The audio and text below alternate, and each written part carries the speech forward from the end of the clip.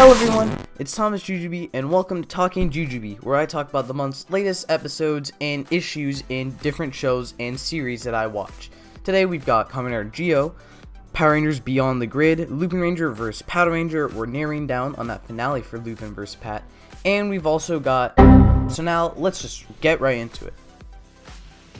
Alright, so I thought Cyberverse this month was actually pretty solid. Cyberverse has been not amazing, but it's actually been pretty solid, and it's definitely an improvement over Robots in Disguise, which I did not like at all. But anyway, it's definitely been very good.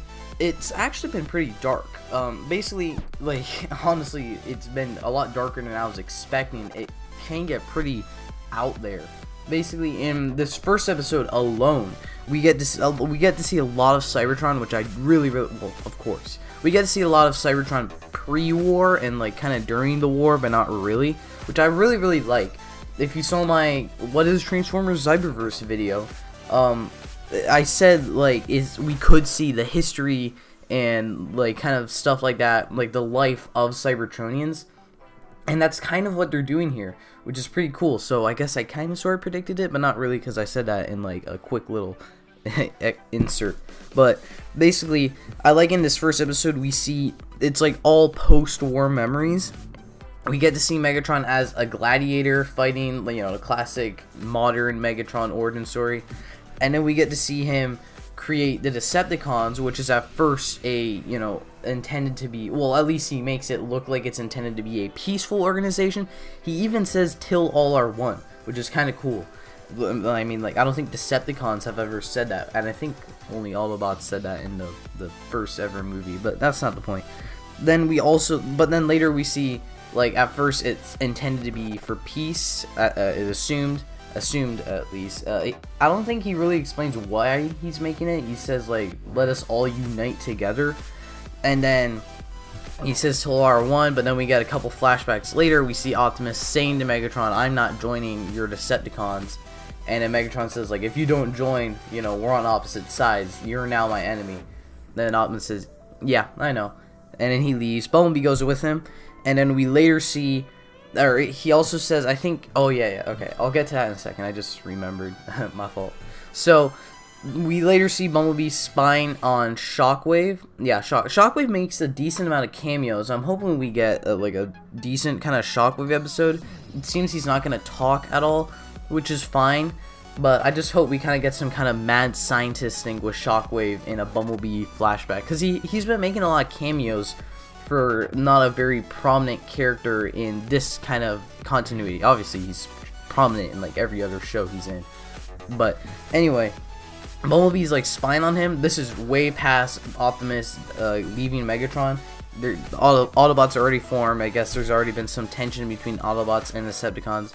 So then Bumblebee gets caught, so he leaves. But he kind of, you know, he has valuable information. So he gets trapped, and then he's given to Megatron, and then Megatron gives him, I think Megatron gives him a last opportunity to join the Decepticons. I don't know, probably not. But the dark part here is that he tells Bumblebee his plan with the Allspark, which is basically to just make all Decepticon, recreate Cybertron under his rule, which is kind of sort of what's normally done, but it's cool we finally know what Megatron's intent was in this continuity. So looking for the Allspark and looking to recreate Cybertron in his image.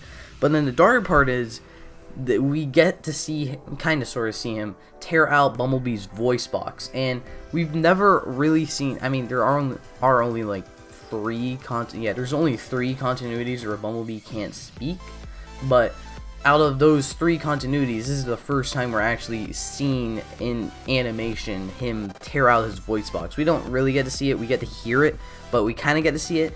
It sounds really bad, it sounds painful even. So, he actually has a reason for it, not like, oh, Bumblebee was damaged in battle. Megatron does it so that he can't tell anyone else his plan, even though Bumblebee could like probably write it down or find some way to communicate it.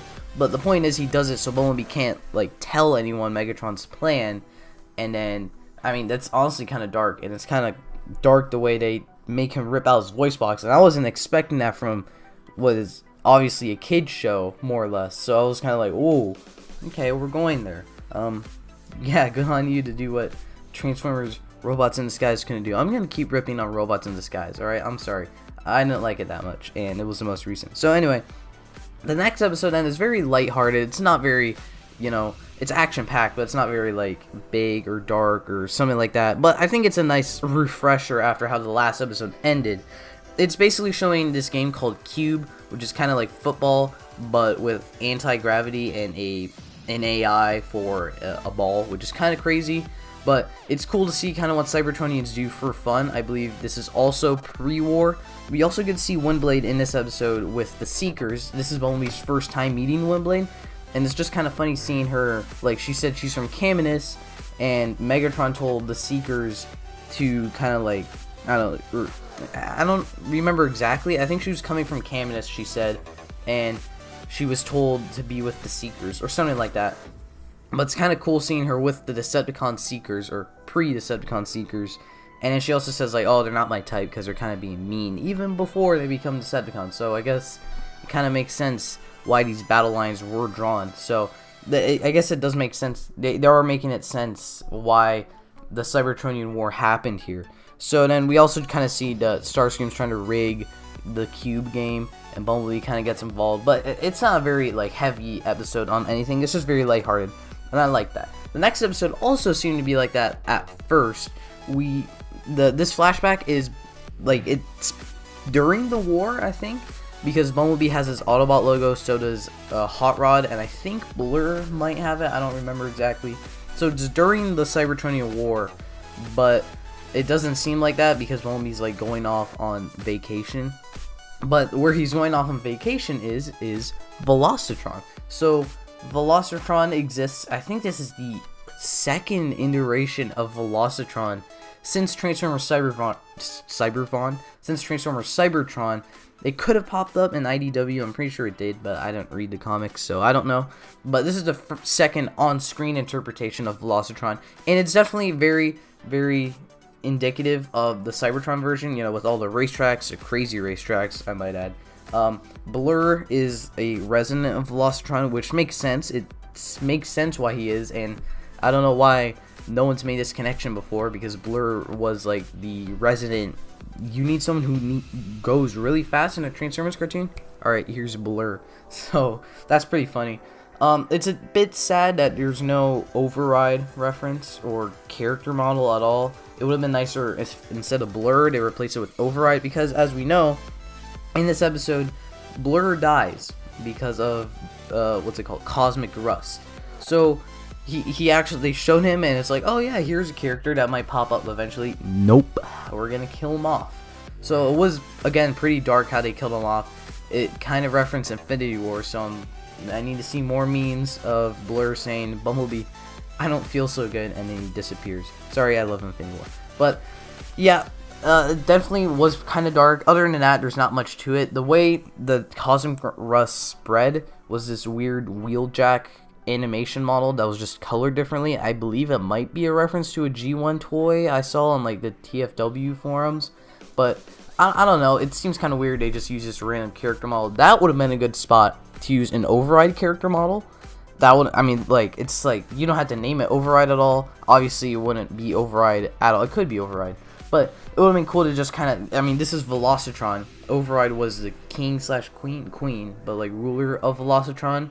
So it would have been nice to see an Override reference, since she's only appeared in Cybertron, and she was the main character from Velocitron. So I'm going to stop talking about Override and Velocitron, because this episode was pretty solid. There just wasn't much to it.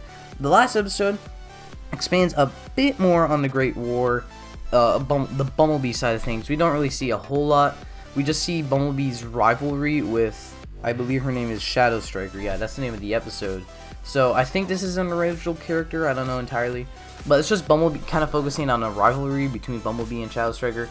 It's not much. It's just kind of, we see Bumblebee essentially tear her apart with an explosion. Shockwave makes his second cameo and puts her back together. And then after that, we see she just has a hatred for Bumblebee.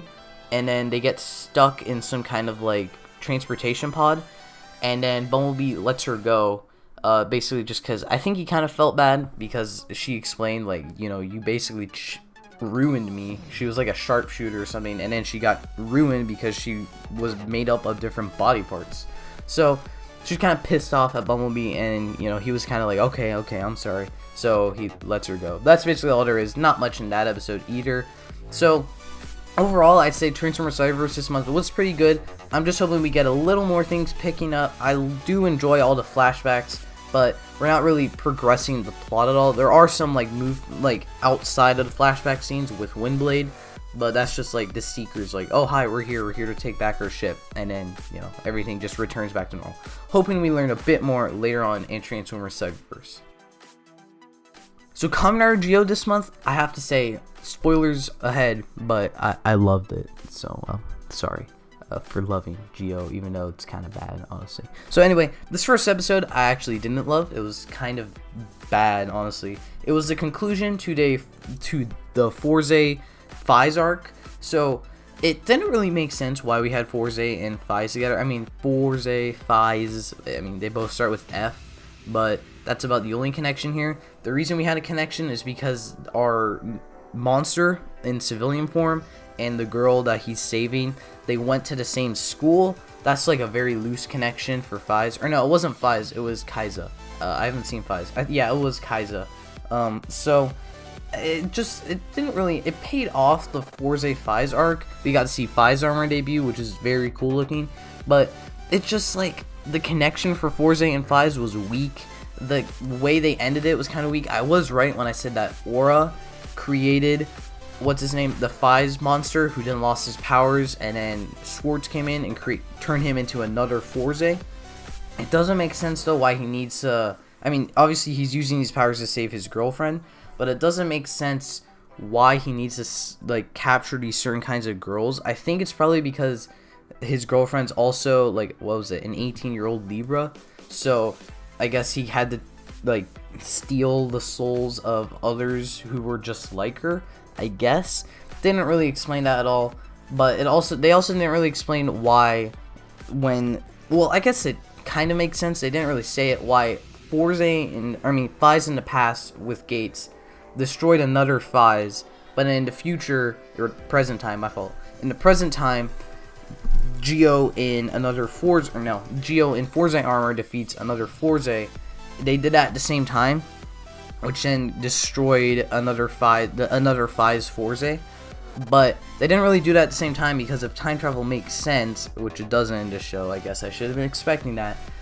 If they destroyed the another Fize, we would have never gotten another Fourze, and that also means like literally so much should have changed because of that.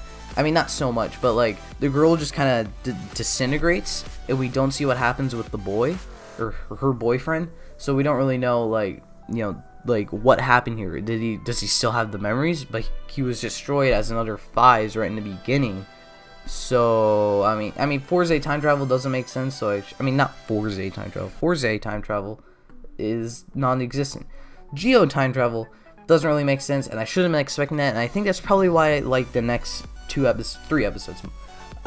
Basically right after that we get the Wizard episode, and it's not really a Wizard tribute. This is a problem with Geo.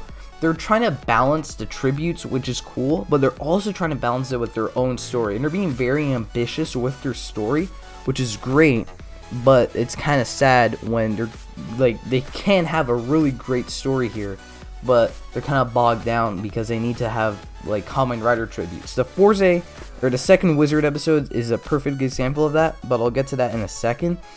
Basically, in the first one, we see that there's this guy who's like in a, what is it? It's like a stage, and there's a magician, but like they're failing. The stage isn't doing that well. So then the guy, I think his name is Hayase, he gets the wizard power, so then he becomes a magician for I think 4 years, right? I think it's 4 years. So he becomes a magician, and I think it's like 6 years. I don't know. I don't remember when Wizard came out, but he became the magician for a long time, and he keeps this stage alive. But then in current time, they're like, oh, we want to close it down. And because of that, another wizard gets pissed off, and he also kind of gets angry because the reason he was being the magician was to impress this girl that he liked that was there, but she's already engaged to this other guy. so he kind of got angry, and I think I saw someone say there's like a really layered wizard reference here with like this is in engagement, and there's engagement rings and wizard. I don't really know the reference here. If you understand it and you've seen wizard, I mean, that's probably an awesome reference to you. Obviously, it was still cool to see the guy get angry because he was just kind of being a dude that's a magician and also is a monster. He wasn't really being a monster. He was the biggest candidate we've seen so far for being a replacement to Oma Geo, because we saw the Time Jackers really kind of interacting with him. So that was pretty cool. We also saw Gates really take charge with this, because immediately he starts trying to attack the guy because he's another rider, and Geo says, well, he hasn't done anything, which is true, but he could do something. He's another rider, so it's kind of inevitable. So it's kind of cool to see then that Gates is like just trying to get rid of him immediately. So, and he also, I think he kind of wants to ride. No, well, that's also a problem with Geo. They start attacking the another riders right away when they know that you need to defeat an another rider with the rider's powers in the past. So I don't know why they keep trying to beat or to fight these another riders in present time. I guess it's to stop them from hurting people, but I don't know, it doesn't really make sense. My favorite part about this episode was that we get to see a lot of wars. I'm gonna call them wars now because I don't know, it kind of makes sense. I don't know, I'll switch between the two. But he shows up a lot. We see that he has a history with Gates, so he's from 2068 now, we know. And I love how he's just kind of like, he shows up and they're like, oh, hi Waz, how are you doing? And he's like, Waga Mao, which is his catchphrase, and it's become a meme now. So, you know, everyone's just like, oh, hi Waz, oh, hi Waz. He just shows up out of nowhere, but people just accept it. And we also see Sogo get to use Waz to his advantage. He's saying like, oh, Waz, you want me to become the evil overlord, right? So maybe you'll tell me how another riders work. And we learned that when another rider is defeated for the short time, like the 2 seconds when like a rider kick happens on the another rider, even though they come back to life, they show that like the people who lose their memories with the ride watches, they regain their memory for a second. So that comes into play in, I think that they actually said that in this next episode. So that's my fault. But I guess we'll move on in this next episode because of that. Also, for we get a lot of Geo versus Gates in this month, but I'll get into that in a second. So the end of the Wizard arc was also very cool. We get to see Gates go to, I think his name is Nito, Kamen Rider Beast, and Beast. This is what I was saying with the story, balancing story with tributes. Beast is there obviously because it's a wizard tribute, and they want some wizard actors there. So Beast is there as a homeless guy. I think he normally is a homeless guy, and he has the Beast and Wizard ride watches. But then when they defeat the another rider for a second, he gets his memories back.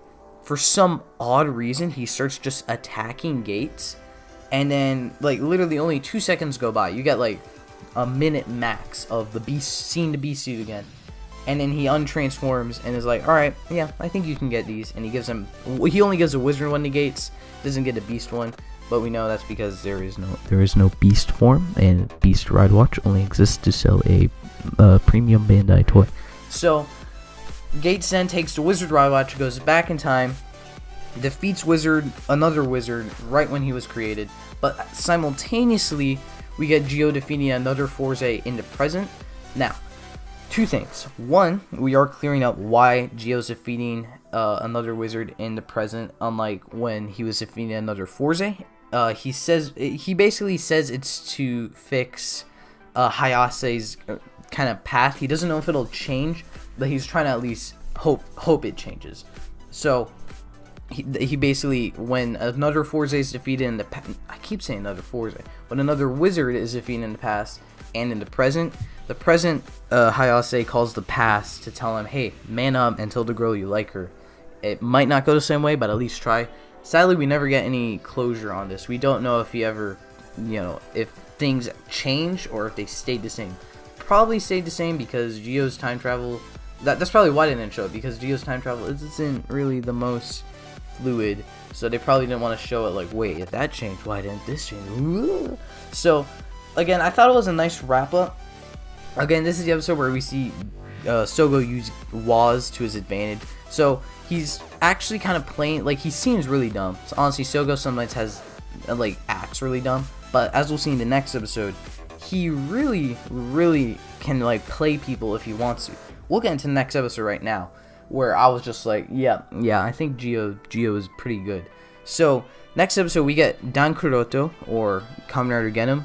And, I mean, I loved X-Aid, and Dan Kuroto, I mean, he's the meme lord, the gang master, you know, he's a legend, basically. It makes sense why they bring him back. And it also makes sense in the show why they bring him back. I love that it actually explained why they bring him back, other than, like, oh, well, we had the actor on standby. He was ready. He's perfectly fine to come back, so we'll just use him for the O's tribute.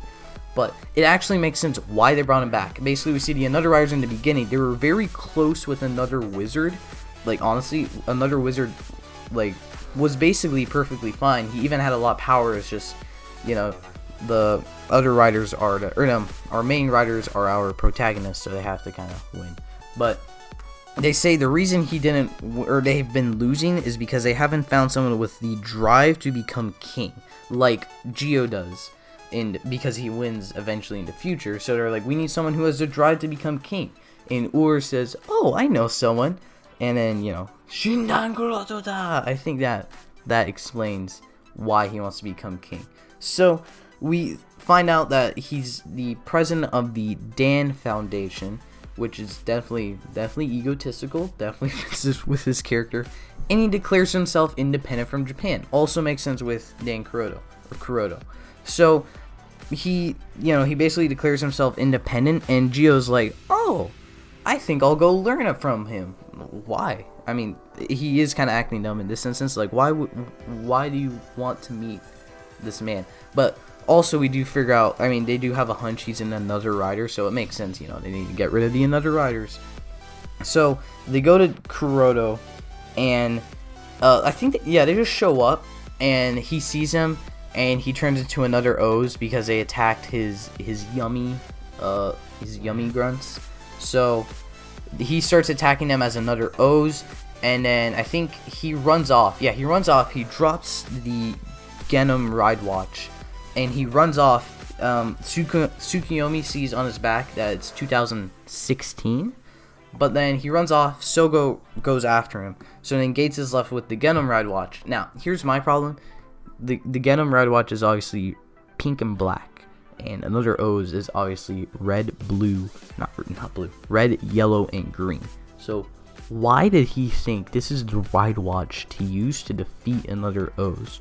All the other Ride Watches have looked like their riders.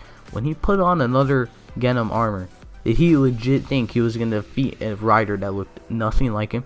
I just had to rant a bit there because that kind of made no sense. So he goes back in time, tries to defeat Another O's, he fails, and he realizes this is the wrong Ride Watch. And Tsukuyomi also realizes that his back actually says 2010, not 2016. So she's like, oh, I goofed up. They don't really explain why Genom Ride Watch exists, but I think they're gonna, obviously this is the only first part of the arc. In the second part, I hope we clear a few more things up. Holding my tongue on that though, because I don't think they're gonna actually clear things up. But anyway, we also see Sogo trying to, trying to get into Kuroto's like big Dan Foundation, I guess. So what does he do? So he goes up to him right as he's like about to attack. I think her name is Hina from O's. She's an O's veteran. He's about to like strike her, and Gio stops him with his hand and is like, oh, nice to meet you. And I was kind of like, wow, you really didn't see he was just about to attack her? He knew that was his plan. He says he wants to like learn from him. So he says, oh yes, of course. I assume he says like, you'll have to show me how you want to join, or why I should let you in. So when Gates returns, Sogo shows up and is like, hi. And then he's wearing the outfit from the Dan Foundation, which is kind of clever because then Gates says like, why are you here? Or why are you like that? And he says, oh, I'm trying to learn from him. And Gates is like, oh, you're part of the evil group? That makes my job easy. He immediately transforms and is like gonna kill Sogo right then and there. And Sogo's like, alright, we'll do this then. He goes into build armor, we have I think this is the first time we've had like a full-on fight between the two of them, which is very cool. Like, they were going all at it, and Sogo won. And then because of that, Gates left. He's probably like angry. I mean, we should see he's like very angry at Gio. But we see that Sogo is now part of the Dan Foundation, basically. He's the head of guard, I think. And then we also see at the end that AG is captured by Kuroto with Hina now. So I believe the whole point of Sogo trying to get into the Dan Foundation and, be a friend of Kuroto is to save AG. I mean, it makes sense. He would want to save someone who's captured. He also probably wants to stop Kuroto. So, and then maybe, like, on a deeper level, he's trying to stop another king from coming to power so Omagio can come to power. Just throwing that out there because, he's probably going to become Omagio. So that's about it for Gio. Definitely enjoyed Gio this month. That first episode was a little rough, but the other three were really, really cool. I'm looking forward to see how the O's arc ends next month. Alright, so Lupin vs. Pato was good, again, as always, but it was just kind of disappointing this month.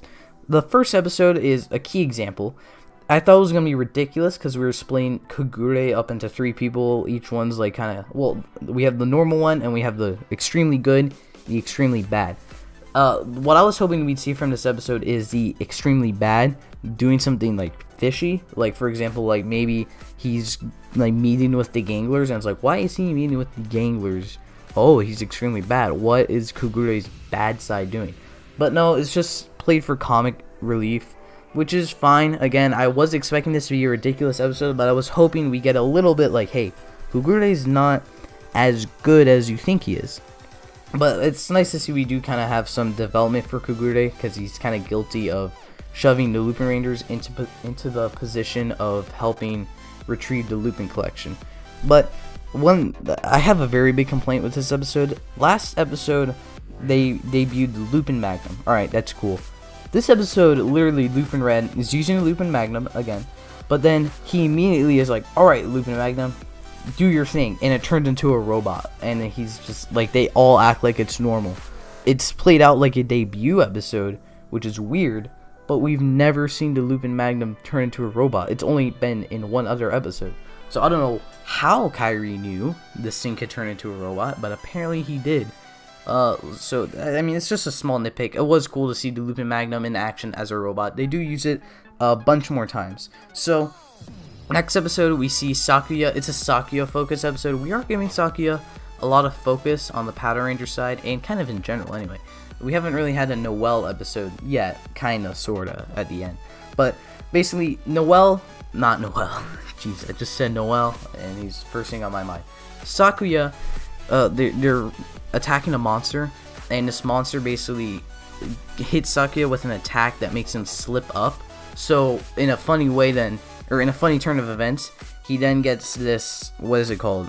It's like an anger suppressor, he calls it. He gives it to Keiichiro because he knows Keiichiro is going to be angry at him for slipping up a bunch. And then Keiichiro gets angry, and then the anger goes away. And it's actually pretty funny the way they play it out. But in a smart move, this is actually part of the monster's plan.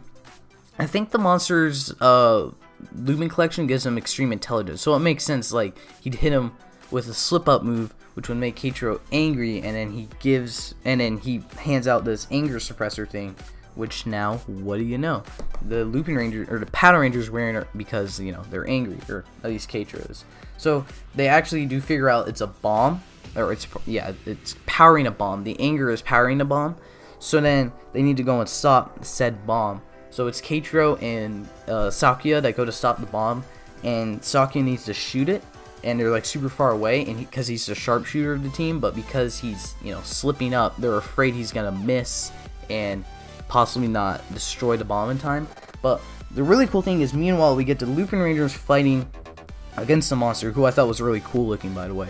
But then, what's her name? Tsukasa shows up and is helping the Lupin Rangers, basically. She tells them not to defeat the monster right away because he's gonna set off the bomb once the Lupin Rangers get the piece. So they steal the piece, but then Tsukasa says don't destroy the monster yet because they needed to wait until Sakuya could destroy the bomb, but they didn't know where the bomb was at first. So in a smart move, Tsukasa actually hits the monster with his own slip-up attack. So then he slips up and says where the bomb is. Then they can go defeat it or blow up the bomb, and then, you know, destroy the monster. You know, after that it was pretty formulaic. But in a nice move, this was 100%. This is Noel being 100% Paddle Ranger. He did not turn to Lupin X at all. So I think there was something in the beginning of the episode where he says, like, I need to be on the cop side because they don't entirely trust me. So it was cool to see him kind of stay in his Paddle Ranger form so that they can, you know, stay in his Paddle Ranger form so that the cops trust him more. So next episode is also kind of comedic, but I thought it was pretty funny. This monster has a weird go home attack. So basically when he uses it, you go home. So in a way, he can use that to just like poof all the rangers away. But for some reason, it doesn't get rid of Kairi, Lupin Red. I don't know why. They never explained it. It could be because he doesn't feel at home at Juror, the bistro. But like he obviously sleeps and lives there. So I don't know why. They never really said it. That was just me assuming like, oh, I guess he must not feel at home there. More kind of showing how much of a Lupin Ranger he is. But they never explained why he didn't go home from the blast. So they also then have the I think it's Paddle 1, and then Lupin Red and not Lupin Blue and Yellow.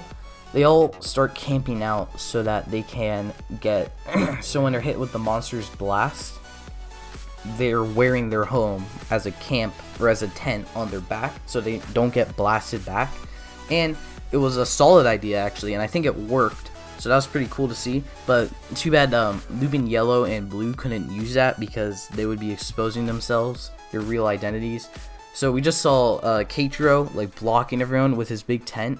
But the one thing that the big part about this episode was that Kairi's just angry at Keiichiro now because Keiichiro's like, oh, why are you always kind of angry, or like, is there something going on?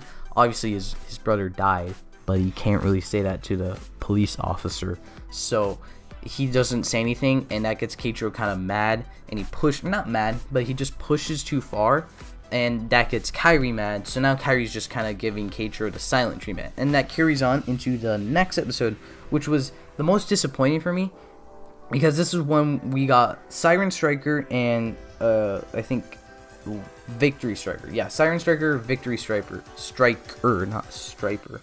So we get those two collection pieces, but they're in space for some reason. That's okay because it was kind of cool to see them come in. But the big disappointing part is because we were going to get Destra and Zamigo. We saw them kind of conversing earlier, but literally Zamigo was so underused. His only purpose in the episode was to just kill off this one Gangler's brother and be like, oh, yo, Gangler, we need you. And that's all Zamigo does. Like, literally, that's the big effect he has on the plot. And they didn't even need to use Zamigo. They could have used anyone else. They could have used Destra just to tie everything together. But, I mean, alright, that's fine because we're getting more Zamigo next episode, so okay. But then this monster's collection piece can control vehicles, which is pretty cool to see because obviously all the gimmicks this season are vehicles. So it's cool to see him controlling the collection piece. We don't know why though, because the monsters can't use it. And I mean, like, now that I think of it, there was no point in controlling the Lupin collection piece, the Victory Striker, because I mean, like, I guess you could use it to destroy all the humans because it does seem very powerful. But I guess just in hindsight, doesn't really make sense why he'd control it. But Destra also shows up to start blocking attacks from Lupin X because Lupin X showed up, or Noel showed up to start. He sees this Gangler and he's gonna stop the Gangler, but the Gangler's like, oh no, how am I gonna control the vehicle and stop Noel? Destra's like, alright, I'm here. But that's also the biggest effect Destra has. So it's kind of disappointing to see Zamigo and Destra, the big heavy hitters of like plot moments. They didn't really do anything. There's no progression of the plot in this episode. The cool part is though that Siren Striker is stored in Victory Striker, so that gets launched out. Kairi uses it a little bit, even though there's a big Paddle Ranger logo on it. The Lupins get to use it. Alright, fine. But then, so he uses that to destroy the monster. The monster grows big, and or no, yeah, the monster grows big, and they use I think like Siren Looping Kaiser, something like that. It's just the Siren Striker forming a new chest area, which is cool. I kind of sort of talked about this a long time ago. I do like Siren Striker and Victory Striker when we get to that, but it's just kind of disappointing that I think these are our final mechs, or final combinations of the series, and they're just like base Looping Kaiser. It's like the base idea of Looping Kaiser with the new arms and a new chest area. It's just like, it's kind of disappointing. There's no big giant mech robo like usual that combines everything together. Honestly, Looping Good Cool Kaiser VSX, as much hate as it gets for its design, that's honestly our big final mech of the show, and it's not even an actual suit, so go figure. But anyway, they defeat the monster with Siren Striker, but now there's I think it's called like a golem, whatever, the big monster thing that's summoned by what's his name, Destra. And to destroy this monster, they say, or what's his name, Good Striker says to Kairi, use his Siren Striker and point it at Noelle and shoot it. So one, that explains how what's his name, Noelle is, I keep forgetting people's names. That explains how Noelle is going to use this power up. He's not. It's gonna be someone else shooting the power up at him. But then they shoot it at him. He gets the power up. It's pretty cool. It's just like gold armor. I think this is how they're gonna, on Lupin X. So I think this is how they're gonna balance out, like if they have a full team lineup, how they're gonna choose, like, should it be Lupin X or Pattern X? No, just put him in his power up. He's in Lupin X with a giant Paddle Ranger logo on his chest. He's both teams right now. So I think that's how they're gonna balance that out. That's the only reason I think this form exists, because it just came out of nowhere. Again, as I said, it's cool looking. It defeats the monster, but it's just kind of, yeah. And I think they gave it to Noelle. So I also forgot to mention it's called Super Lupin X, but I mean, that's just okay. So as I said, this episode is not bad, and this whole month isn't not bad at all. But it's just kind of disappointing because we're not progressing Lupin Ranger versus Pattern Ranger's plot at all. We're just kind of stuck in this state of like, oh, here's a character episode, here's a character episode. All right, we're done. Here's an expected plot point. Oh, a new Lupin collection. Here's a character episode. Here's a Kairi and Keitra episode. All right.